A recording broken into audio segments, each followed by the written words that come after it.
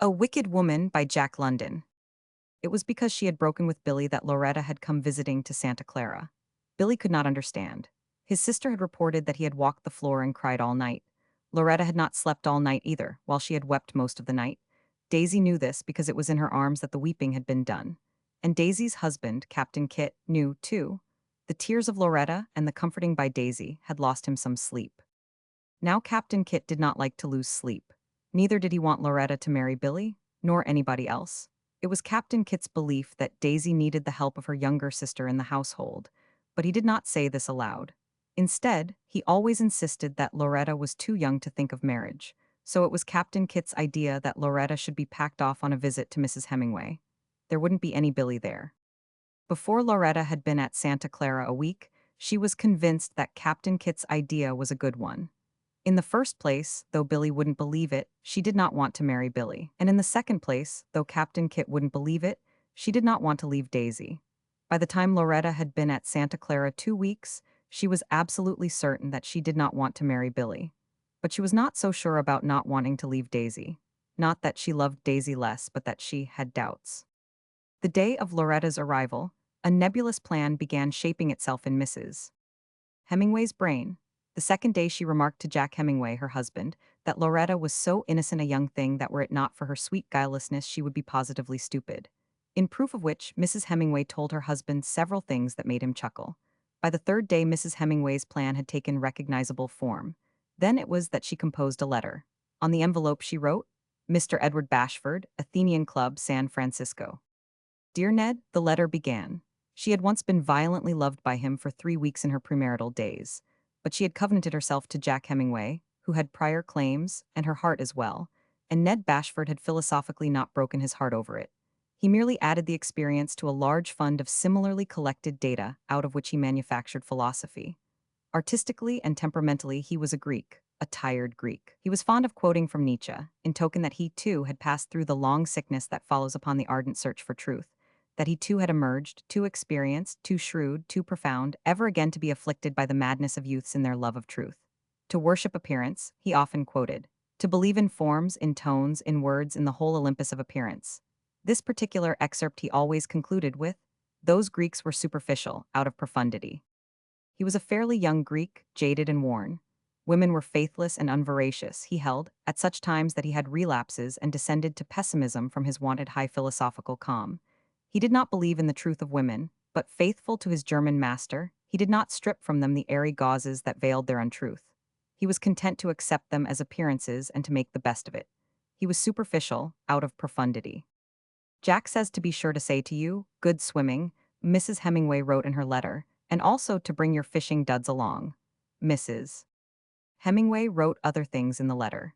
She told him that at last she was prepared to exhibit to him an absolutely true, unsullied, and innocent woman. A more guileless, immaculate bud of womanhood never blushed on the planet, was one of the several ways in which she phrased the inducement. And to her husband she said triumphantly, if I don't marry Ned off this time, leaving unstated the terrible alternative that she lacked either vocabulary to express or imagination to conceive. Contrary to all her forebodings, Loretta found that she was not unhappy at Santa Clara. Truly, Billy wrote to her every day, but his letters were less distressing than his presence. Also, the ordeal of being away from Daisy was not so severe as she had expected. For the first time in her life, she was not lost in eclipse in the blaze of Daisy's brilliant and mature personality. Under such favorable circumstances, Loretta came rapidly to the front, while Mrs. Hemingway modestly and shamelessly retreated into the background. Loretta began to discover that she was not a pale orb shining by reflection. Quite unconsciously, she became a small center of things. When she was at the piano, there was someone to turn the pages for her and to express preferences for certain songs. When she dropped her handkerchief, there was someone to pick it up. And there was someone to accompany her in ramblings and flower gatherings. Also, she learned to cast flies in still pools and below savage riffles, and how not to entangle silk lines and gut leaders with the shrubbery. Jack Hemingway did not care to teach beginners, and fished much by himself, or not at all, thus giving Ned Bashford ample time in which to consider Loretta as an appearance. As such, she was all that his philosophy demanded. Her blue eyes had the direct gaze of a boy. and out of his profundity he delighted in them and forbore to shudder at the duplicity his philosophy bade him to believe lurked in their depths. She had the grace of a slender flower, the fragility of color and line of fine china, in all of which he pleasured greatly, without thought of the life force palpitating beneath, and in spite of Bernard Shaw, in whom he believed. Loretta burgeoned. She swiftly developed personality. She discovered a will of her own and wishes of her own that were not everlastingly entwined with the will and the wishes of Daisy. She was petted by Jack Hemingway, spoiled by Alice Hemingway, and devotedly attended by Ned Bashford. They encouraged her whims and laughed at her follies, while she developed the pretty little tyrannies that are latent in all pretty and delicate women. Her environment acted as a soporific upon her ancient desire always to live with Daisy. This desire no longer prodded her as in the days of her companionship with Billy. The more she saw of Billy, the more certain she had been that she could not live away from Daisy. The more she saw of Ned Bashford, the more she forgot her pressing need of Daisy. Ned Bashford likewise did some forgetting. He confused superficiality with profundity, and entangled appearance with reality until he accounted them one. Loretta was different from other women. There was no masquerade about her. She was real.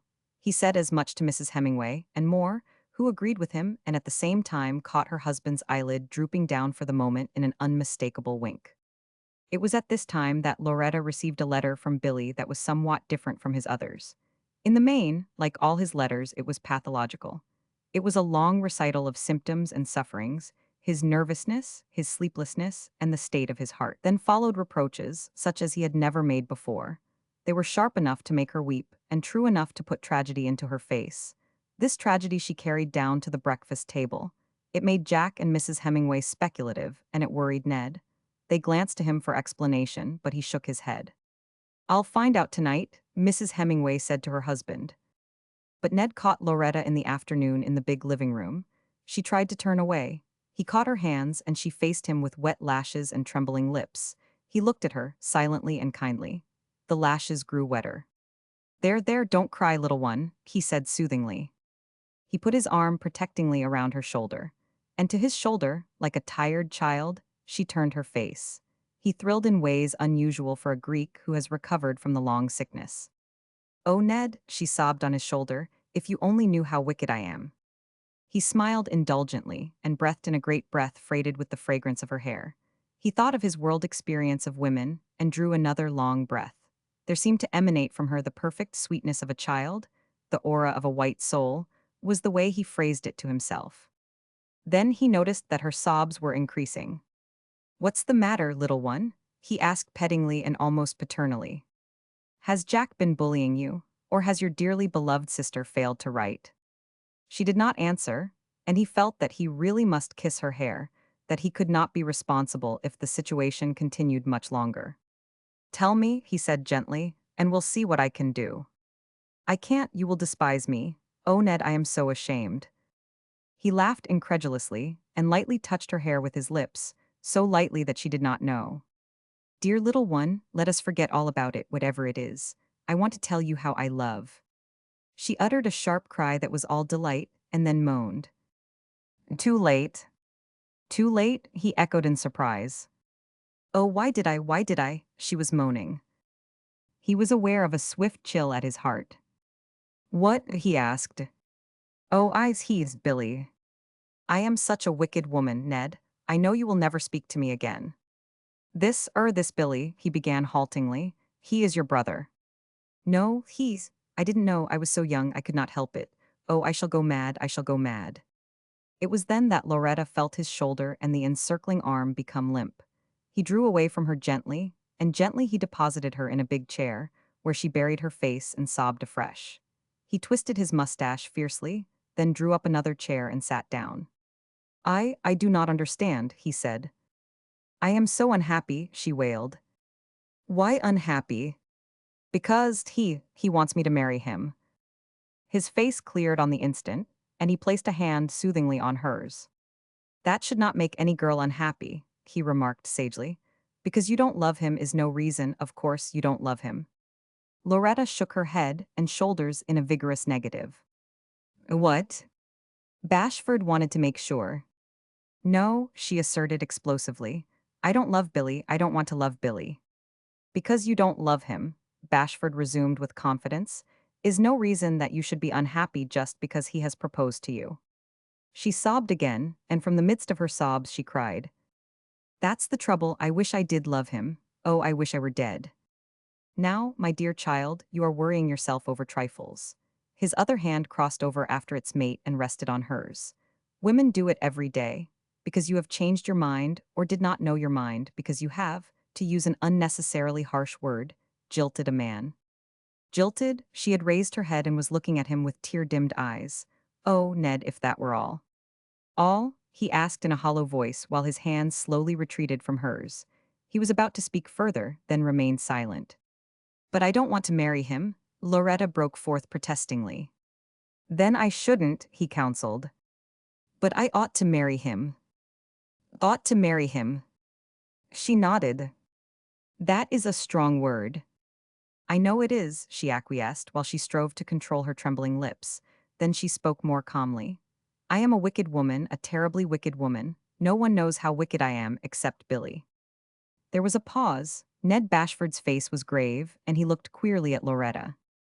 Billy knows," he asked finally. A reluctant nod and flaming cheeks was the reply.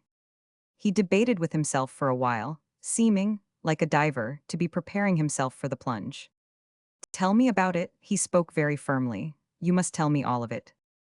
"And will you ever forgive me?" she asked in a faint, small voice. He hesitated, drew a long breath and made the plunge. "Yes," he said desperately. "I'll forgive you, go ahead." "There was no one to tell me," she began. "We were with each other so much. I did not know anything of the world then." She paused to meditate. Bashford was biting his lip impatiently. "If I had only known." She paused again. "Yes, go on," he urged. "We were together almost every evening." "Billy?" he demanded with a savageness that startled her. "Yes, of course, Billy, we were with each other so much. If I had only known, there was no one to tell me. I was so young." Her lips parted as though to speak further, and she regarded him anxiously. "The scoundrel." With the explosion, Ned Bashford was on his feet, no longer a tired Greek, but a violently angry young man. "Billy is not a scoundrel. He is a good man," Loretta defended, with a firmness that surprised Bashford. "I suppose you'll be telling me next that it was all your fault," he said sarcastically. She nodded. "What?" he shouted. "It was all my fault," she said steadily. "I should never have let him, I was to blame." Bashford ceased from his pacing up and down, and when he spoke, his voice was resigned. "All right," he said. "I don't blame you in the least, Loretta, and you have been very honest. But Billy is right and you are wrong. You must get married." "To Billy?" she asked in a dim, faraway voice. "Yes, to Billy. I'll see to it. Where does he live? I'll make him." "But I don't want to marry Billy," she cried out in alarm. "Oh, Ned, you won't do that." "I shall," he answered sternly. "You must, and Billy must, do you understand?" Loretta buried her face in the cushioned chair back and broke into a passionate storm of sobs. All that Bashford could make out at first, as he listened, was, "But I don't want to leave Daisy. I don't want to leave Daisy." He paced grimly back and forth, then stopped curiously to listen. "How was I to know? Boo-hoo," Loretta was crying. "He didn't tell me, nobody else ever kissed me. I never dreamed a kiss could be so terrible, until boo-hoo, until he wrote to me. I only got the letter this morning." His face brightened. It seemed as though light was dawning on him. "Is that what you're crying about?" "Again, no." His heart sank. "Then what are you crying about?" he asked in a hopeless voice. "Because you said I had to marry Billy, and I don't want to marry Billy. I don't want to leave Daisy. I don't know what I want. I wish I were dead." He nerved himself for another effort. "Now look here, Loretta, be sensible. What is this about kisses? You haven't told me everything." I don't want to tell you everything." She looked at him beseechingly in the silence that fell. "Must I?" she quavered finally. "You must," he said imperatively. "You must tell me everything." "Well then, must I?" "You must." We," she began flounderingly, then blurted out, "I let him and he kissed me." "Go on," Bashford commanded desperately. "That's all," she answered. "All?" There was a vast incredulity in his voice. "All?" In her voice was an interrogation no less vast. Nothing worse. He was overwhelmingly aware of his own awkwardness. Worse, she was frankly puzzled. As though there could be, Billy said. When did he say it? Bashford demanded abruptly. In his letter I got this morning. Billy said that our kisses were terrible if we didn't get married. Bashford's head was swimming. What else did Billy say? He asked. He said that when a woman allowed a man to kiss her, she always married him, that it was terrible if she didn't. It was the custom, he said, and I say it is a bad, wicked custom and I don't like it. I know I'm terrible, she added defiantly, but I can't help it. Bashford absent-mindedly brought out a cigarette. Do you mind if I smoke? He asked as he struck a match. Then he came to himself. I beg your pardon, he cried, flinging away match and cigarette. I don't want to smoke, I didn't mean that at all. What I mean is. He bent over Loretta, caught her hands in his, then sat on the arm of the chair and softly put one arm around her. Loretta, I am a fool, I mean it, and I mean something more, I want you to be my wife. He waited anxiously in the pause that followed. You might answer me, he urged. I will, if. Yes, go on, if what? If I don't have to marry Billy. You can't marry both of us, he almost shouted. And it isn't the custom, what Billy said. No, it isn't the custom. Now, Loretta, will you marry me? Don't be angry with me, she pouted demurely. He gathered her into his arms and kissed her. I wish it were the custom, she said in a faint voice from the midst of the embrace, because then I'd have to marry you, Ned dear, wouldn't I?